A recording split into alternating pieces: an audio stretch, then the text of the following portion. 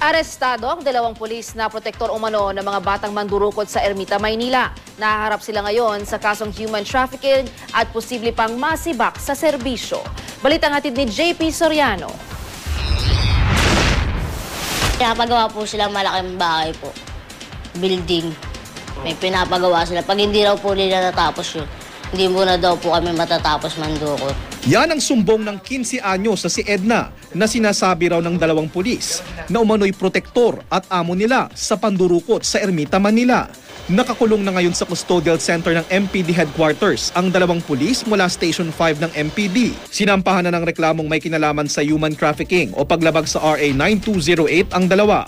Bukod kay Edna, kasama raw sa mga utusan ng mga pulis na mandukot ang kanyang kapatid na si Roy at may 12 iba pang mga kabataan. Sa bawat makukulimbat daw nila, binibigyan daw sila ng porsyento ng mga pulis. Dito sa bahaging ito na Ermita, Manila, na aresto ng mga taga CIDG Manila ang grupo nila Edna matapos ng magreklamo ang isang complaint na umano'y ninakawan ng grupo ng mga batang ito.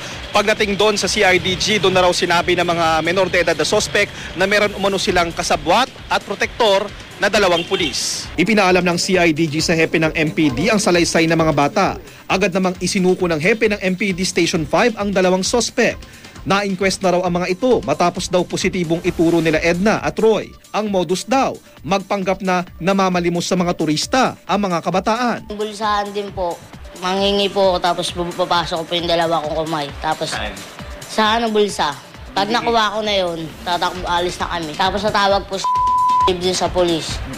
Pagtawag doon, kukunin po yung pera namin. Pag hindi raw nakabantay ang dalawang pulis, nakukupitan nila ang wallet na nananakaw nila pero di raw uubra kapag nakamatyag ang mga ito. Pag nahuli po kami, sila po nagpapakawala sa amin.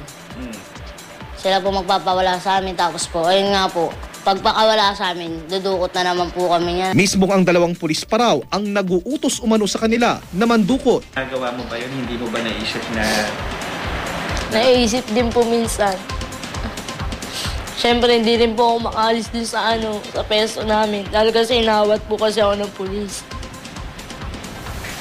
Huwag muna daw umuwi, ganyan. Dahil kasi pinapagawa nga po sa amin. Sabihin po nila, tabla-tabla na lang tayo. Pag di po kami nagbigay, uliin po kami ng dalawang pulis na yun. Paano pa nagbigay kayo? Hindi po kami uliin. Pabayaan lang po kami rin sa Paura. Hinigpitan ng DSWD Manila ang seguridad kina Edna at Roy, lalo pat patuloy ang pagdinig sa reklamong isinampa laban sa dalawang pulis. The Manila Department of Social Welfare will go deeper on this matter. Alamin natin to ngayon at dadaling ko to sa atensyon ni Mayor. Pinuntahan ng GMA News ang custodial and detention kung saan nakakulong ang dalawang pulis. Hindi pinayagan ng aming kamera. Pero sa aking panayam, mariin nilang itinanggi ang paratang ng mga bata. Frame up daw ito at haharapin nila ang reklamo sa kanila. Ang pamunuan ng MPD, pinamamadali na raw ang dismissal proceedings para sa dalawang pulis. Kung totoo yung allegation na sila talaga ang pumuprotekta sa mga ito, hindi sila dapat magtagal kahit 1 minuto o segundo sa serbisyo. Hindi natin ito tolerate yan. Yan ngayon ang hinahanap namin, yung mga pulis na may kalokohan para maubos na.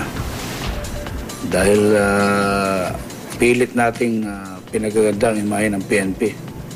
Pero dahil dito sa mga ito, na mangilan-ngilan, malaking epekto sa Philippine National Police. JP Soriano, GMA News.